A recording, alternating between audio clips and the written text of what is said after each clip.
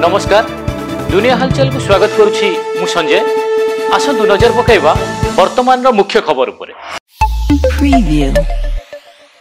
Khallikote 16 number जातीय राजपथ डिमिरिया गाँ छक निकट भारसाम्य हराई दुई काउड़िया और जड़े पथचारी उपर माड़गला ट्रक तले चापी घटनास्थल से मृत्यु घटी बेले ट्रक ड्राइवर सुरक्षित भाव उद्धार होईची एवं स्थानीय पुलिस तदंत जारी थिया बेले उक्त ट्रक टी ब्रह्मपुर कोलकाता अभिमुखे जाउतला।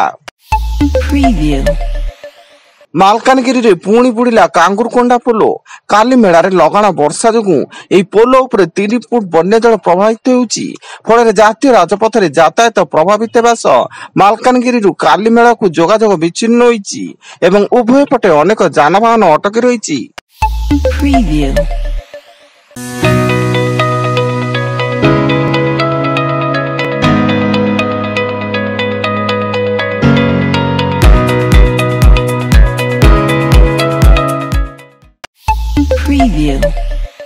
दिल्ली राजेंद्र नगर अंचल Rouse IAS study circle basement रे पानी पसी 2 जन छात्री और जड़े छात्रंकर मृत्यु घटना रे दिल्ली हाईकोर्ट मामलार तदंत भार सीबीआई उपरे न्यस्त करी जड़े विभागीय अधिकारी को नियुक्त करने को सेंट्रल बिजनेस कमिश्नर को निर्देश देइचंती।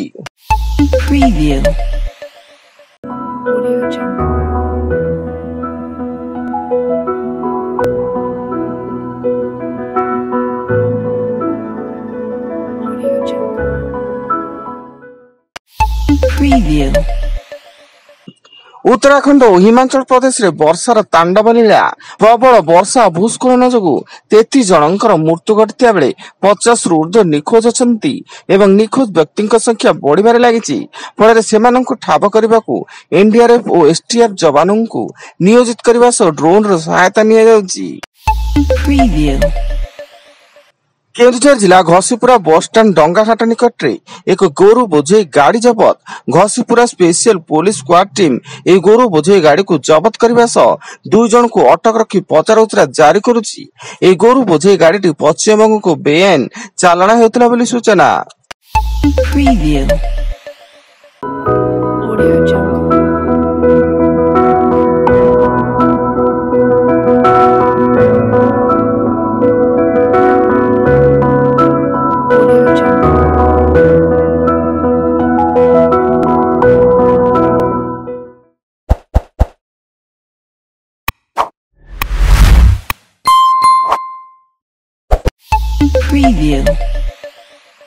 केरल वायनाड भूस्खलन मृत्यु संख्या 334 पहुंची।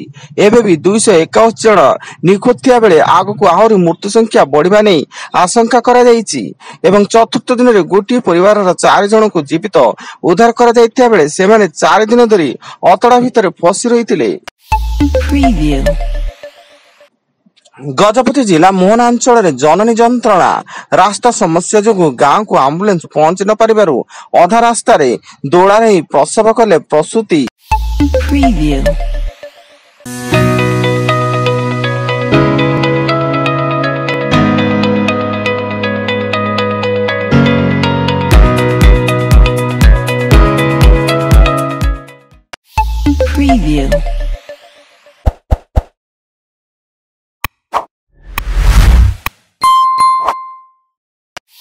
Preview.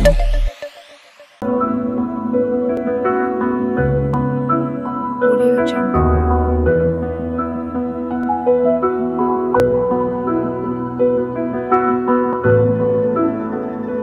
Audio Jungle. Preview. Sambalpur जिला बुर्ला थाना पुलिस 1,05,000 टंका बैंक पासबुक आधार कार्ड मोटरसाइकल 2टी मोबाइल फोन और एक लुहार टी जबत कर 2 लुटेरा को गिरफ्त करिछि। सेमाने बुर्ला थाना अंतर्गत चाउरपुर ब्रिज निकट रे जने व्यक्ति को बाइक डिकी भांगी ए टंका लूट करथिले।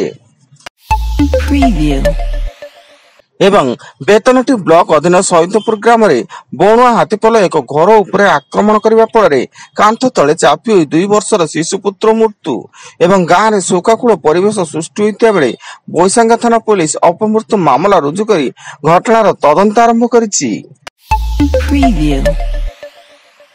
वर्तमान पाई एतिकी अधिक न्यूज अपडेट्स पाई विजिट करंतु आम वेबसाइट www.duniahalchal.in। धन्यवाद।